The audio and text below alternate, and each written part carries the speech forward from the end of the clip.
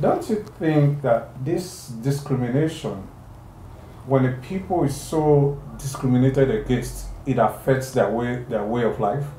It definitely does. You know, it doesn't only affect their way of life, it affects them wholly or fully.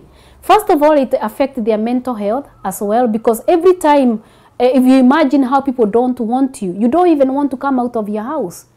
If you imagine how people don't want to see you or don't want to hear about you, you do not even want to apply that job anymore, because some people have applied so many times, over 30 times. Sometimes they get response, sometimes they don't get response. So it's very difficult for them to be able to move on with their life. It affects people when you know you have skills, you have knowledge, and you have the know-how, but you are put off, you are discriminated, you are put at the back of the radar, you are put at the margin of the society, that you cannot do anything that you would want to do, because people look at you differently, people look at you with suspicion and that kind of thing. And this also goes back to affecting the children in the family, because if the mother and the father, or if it's the mother who is leading that family or heading that family, if she's affected, it's also trickled down to what goes on, you know, to the children. And so it affects their performance in school, it affects their, you know, socializing with the rest of the community.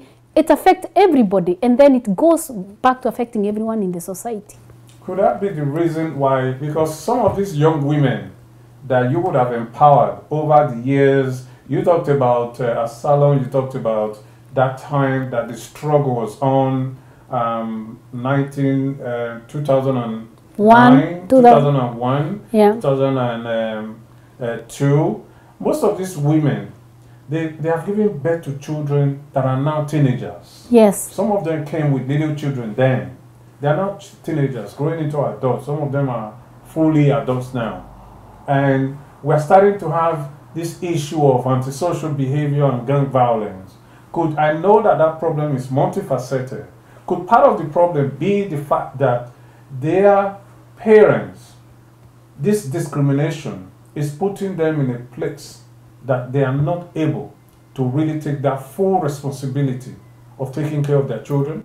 You're very right. And it's also, when we come to young people, it's also accumulation of other issues as well. You know, in 2006, Akido actually came up with a book, Between Two Cultures. And this book targeted at young people or young migrant women, and the way, how do they actually look at life, you know, when we talk about life within their own families and outside families. And what we came to realize was that many migrant women have had problems, you know, at home level, where they find that, you know, their parents don't understand them anymore, or their parents are not there for them anymore. And when they went out to the society, when they go out to the society, also the society is reacting to them differently. And what do? They actually try to look for survival mechanism. Survival mechanism could be any grouping that is created there by other people. You know, it could be a mixture of children from different continents and different countries. They could be actually be involved in different things, and so they end up in those different things. So it's very, very difficult for young people to survive in families where the parents are not settled, or the parents are experiencing problems. We've also had parents who come here to say that, you know, for example, in the whole issue of racism, they're fighting racism for themselves, and then they go to fight for their children.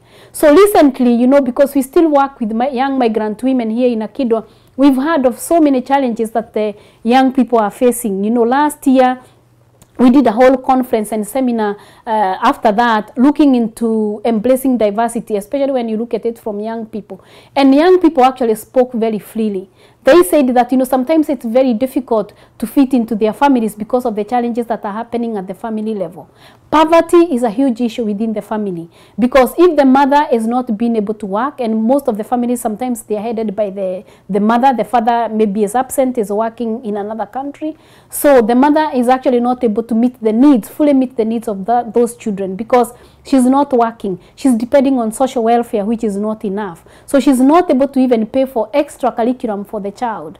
She's not able to facilitate that child with the needs that they may have. So it's very, very challenging for many young people to be able to feel that their needs are met fully within their own families. So some of these youth were talking on how sometimes they are approached by people who are dealing drugs, by people who are doing other antisocial things, you know, and sometimes they engage with those issues because they want to become economically able, you know, they want to be able to get money maybe to even buy lunch for themselves. Some of them go actually without food, you know, for lunch, and they will go to school even if they don't have that lunch. So there are many issues that are affecting migrant youth, and actually this is very worrying. And in our 15th anniversary, when we looked about the future is the future generations of migrants, and these are the people that we need to actually invest more on as a state and as organizations. The state needs to know that, you know, if we do not invest on the youth, and in particular migrant youth,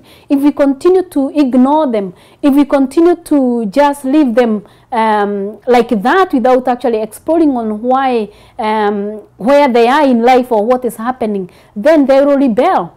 And that actually will be a huge problem for the state, because you may end up spending more when the damage is done than actually trying to sort out things before bad things happens. So we believe that, you know, in facilitating the future of the youth and the migrant youth, both the state and the family should look into it in a way that they are able to come up with strategies of that, you know, there's no discrimination for these young people. I've already spoken to you about the discrimination in accessing labor market. But the questions we should be asking ourselves is, are our children going still to be discriminated? You know, most of them are being born here now. You know, we have, like, for example, I have a 19-year-old daughter who was born in this country. Will she be able to access the labor market without being discriminated? Will she be able still to move on in life without every time being seen as an outsider or somebody who don't belong here, yet they belong here? So we seriously really need to look into how we are going to help the future generations and the youth in particular.